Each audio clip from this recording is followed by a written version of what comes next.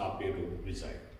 ప్రధానమంత్రి ఆవాస్ యోజన ఒక్కొక్కరికి 4 లక్షల చొప్పున 2.0 పథకం కింద రాష్ట్రంలో పేదలకు ఒక్కో ఇంటి నిర్మాణానికి 4 లక్షలు అందించనున్నట్లు తెలియజేశారు.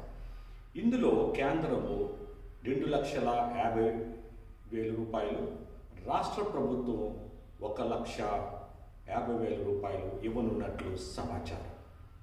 మరోవైపు సీఎం చంద్రబాబు నేడు అంటే సోమవారం గృహ నిర్మాణాలపై సమీక్ష నిర్వహించనున్నారు. అధికారులు సీఎంకు ఇదే విషయంపై నివేదిక అందించనున్నారని తెలియజేశారు. చూస్తూనే ఉండండి వి న్యూస్ ప్రజాపక్షం.